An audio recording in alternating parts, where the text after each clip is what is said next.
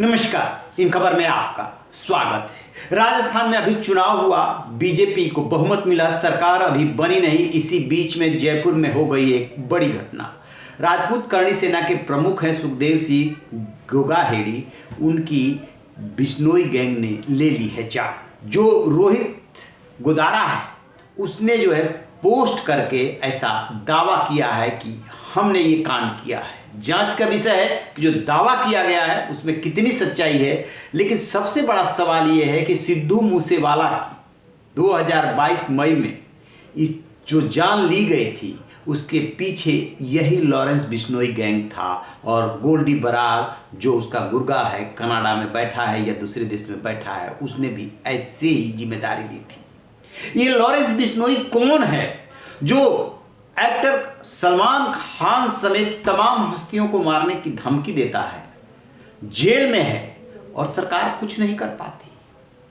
कहा तो यह भी जा रहा है कि करणी सेना के प्रमुख ने सुरक्षा मांगी थी, उन्हें इस बात की आशंका थी, धमकियां मिल रही थी और इस पूरे कांड को कुछ ऐसे अंजाम दिया गया कि उन्हीं का एक परिचित नवीन सिंह उनको उन दोनों जो जिन्होंने फायरिंग की उनको साथ लेकर के अपनी गाड़ी से आता है, साथ में बैठ के बात करते हैं जयपुर में उनके गोगाहेड़ी के ऑफिस में, और फिर दनादन जो है गोलियां चलाने लगते हैं।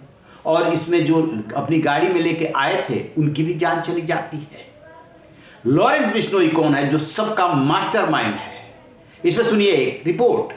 लॉरेंस बिश्नोई पंजाब के फजिल्का अबोहर का रहने वाला है। लॉरेंस का जन्म 22 फरवरी 1992 में हुआ था। उसके पिता पंजाब पुलिस में कांस्टेबल थे, माँ पढ़ी लिखी गृहिणी है।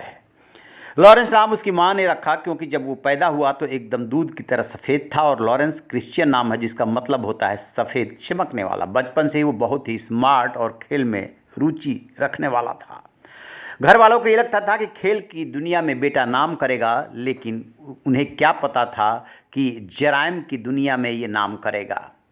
और वो देखते ही देखते बन गया बहुत बड़ा गैंगस्टर।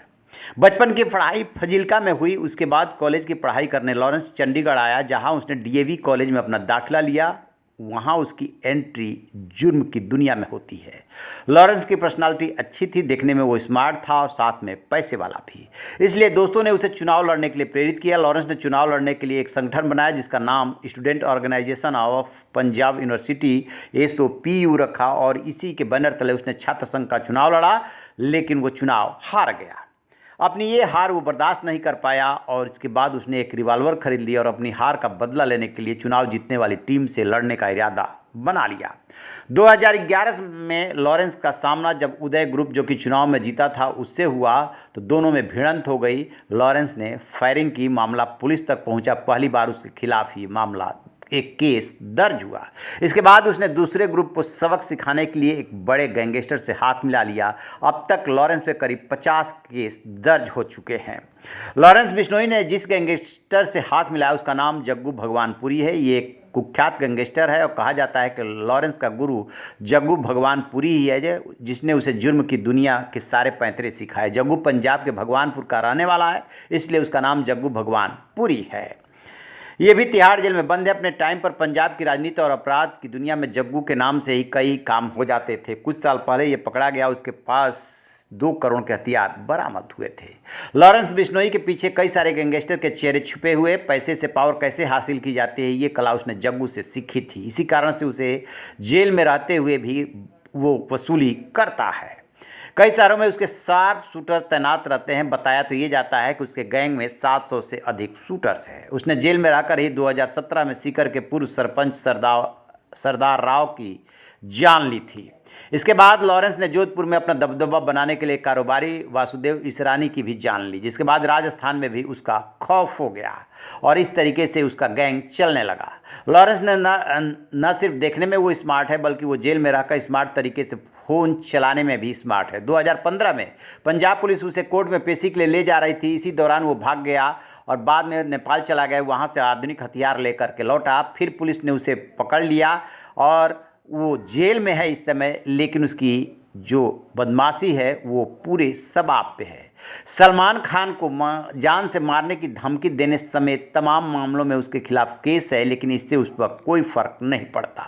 सलमान खान के जान का दुश्मन वो इसलिए बना क्योंकि राजस्थान के बिश्नोई समाज में काले हिरण की पूजा की जाती है। सलमान खान के खिलाफ केस यही बिश्नोई समाज लड़ रहा है और लॉरेंस भी इसी समाज से, तभी उसने योजना बनाई और संपत नेहरा को इसकी जिम्मेदारी दी थी। संपत नेहरा सलमान के घर की जासूसी भी शुरू कर दिया था, लेकिन फिल्म रेडी की शूटिंग के दौरान उसे अपने काम को अंजाम देना था, लेकिन किसी वजह से संपत नेहरा पकड़ा गया और वो इस घटनाक्रम को अंजाम नहीं दे पाया। सिद्धू मूसेवाला की पंजाब के मनसा जिले में 29 मई 2022 को जो जान ली गई थी उसमें भी लॉरेंस बिश्नोई गैंग का ही हाथ था और 3 AK-94 गोलियां चलाई गई थी। हमलावरों ने सिद्धू मूसेवाला की गाड़ी पर 30 राउंड की फायरिंग की थी, जिसमें 10 गोली मूसेवाला को लगी थी और उनकी जान चली गई थी। गोल्डी बरार ने इसके लिए जिम्मेदारी ली थी। तो इस तरीके से अभी तक वो सिद्धू मूसेवाला समेत तमाम लोगों की जान ले चुका है। उसके गैंग में 700 से ज़्यादा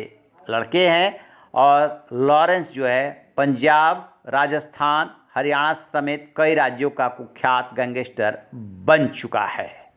ये है लॉरेंस बिश्नोई, जिसने चंडीगढ़ में पढ़ाई करते समय छात्र संघ की राजनीति से इस बदमाशी की शुरुआत की थी। दूसरा पक्ष जीत गया, उससे ये बात बर्दाश्त नहीं हुई और पड़ गया उनके पीछे, मिला लिया एक बहुत बड़े गैंगस्टर से हाथ और फिर चल पड़ा सिलसिला। इतना बड़ा गैंगस्टर बन गया कि वो राज्य सरकार और पुलिस को देने लगा खुली चुनौती। अभी जब सिद्धू मूसेवाला कांड हुआ था, उस समय जब उससे पूछताछ हुई थी जेल से ला करके, तब उसने साफ साफ कह दिया था कि हाँ, सलमान खान उसके निशाने पे है और उसके लोग जो है पहुंच भी गए थे, लेकिन कांड को अंजाम नहीं दे पाए। सलमान खान के जान के ये लोग दुश्मन इसलिए बने क्योंकि उन्होंने काले हिरण का शिकार किया था और ये बिश्नोई समाज जो है काले हिरण की पूजा करता है, लिहाजा उसे ये बर्दाश्त नहीं है। तो रहिए बेखबर, देखते रहिए इन खबर। Thank you.